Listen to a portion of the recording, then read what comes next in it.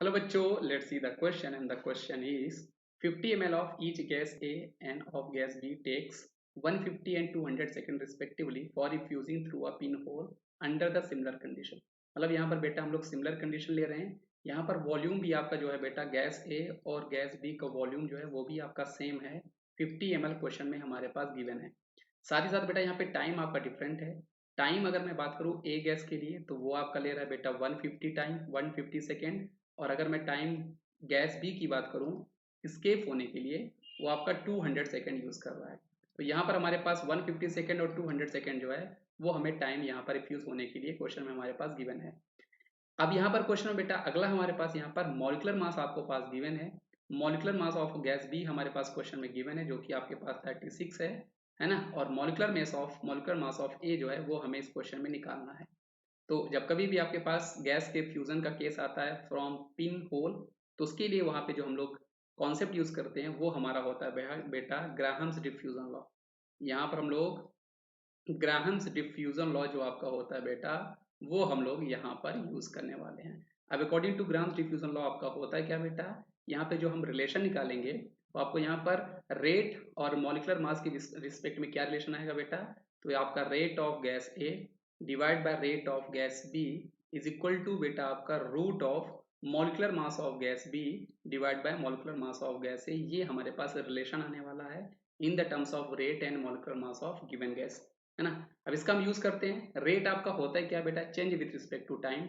यहाँ पे हमारा वॉल्यूम जो है वो आपका चेंज हो रहा है, तो वॉल्यूम का विथ रिस्पेक्ट टू टाइम हम डिवाइड करेंगे तो यहाँ पे हमारे पास रेट बनेगा।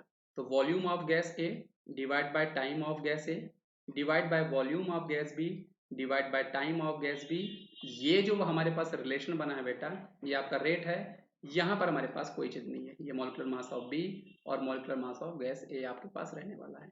अब वॉल्यूम हमारे पास सेम है बेटा, जैसा कि क्वेश्चन में गिवन है 50-50 ml, तो ऑब्वियस ही बात है ये आपके कैंसिल आउट हो जाएंगे। तो फाइनली हमारे पास जो इक्वेशन बनने वाला है बेटा ये time of B divide by time of gas A is equal to आपके पास molar mass of B and molar mass of A. ये हमारे पास यहाँ पर इक्वेशन फाइनली आने वाली है। अब वैल्यू आप रखो बेटा, गैस बी हमारा टाइम ले रही है 200 सेकेंड 200 सेकेंड, गैस ए हमारा ले रहा है बेटा 150 सेकेंड, और molecular mass of gas B जो है वो हमारे पास क्वेश्चन में 36 गिवन है। ए का हमें यहाँ पर निकालना है। कैंसिल आउट करो, ये आपका कैंसिल आउट हो गया, ये आपका आएगा इसको हम लोग करेंगे बेटा तो ये आपका कितना आएगा 5 4 जा 5 3 जा।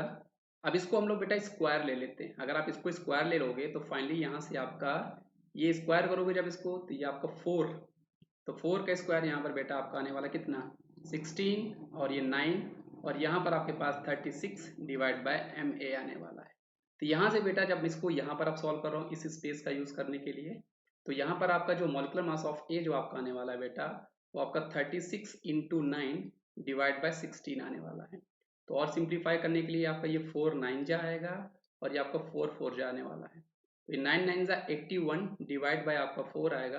तो ये वैल्यू बेटा आपकी अप्रॉक्सीमेट जो है वो हमारे पास कितनी आने वाली है, अगर इसको सॉल्व करो 24 जा 80, 24 है ना, ये आपका ऑलमोस्ट अगर 80 हो तो 20, मतलब ये 20 पॉइंट समथिंग आपकी ये वैल्यू आने वाली है।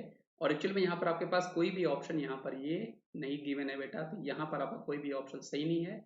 एक्चुअल में यहाँ पर आपके पास बेटा जो मॉलिकुलर मास ऑफ ए आपका आने वाला है वो आपके पास 20.25 आपका आंसर आने वाला है। तो आई होप आपको ये कॉन्सेप्ट समझ में आया होगा। इसका सही जवाब कोई भी ऑप्शन हमारा नहीं सही था, नन। एक्चुअल में इसका यहाँ पर मॉलिकुलर मास आपके पास 20.25 आएगा। ऑप्शन नंबर ई बना के मैं यहाँ पे 20.25 कर देता हूँ ग्राम, और वही आपका सही जवाब हो जाएगा। तो आई होप आपको ये कॉन्सेप्ट समझ में आया होगा बच्चों। इसका सही जवाब हमारे पास 20.25 था। तो थैंक यू बच्चों।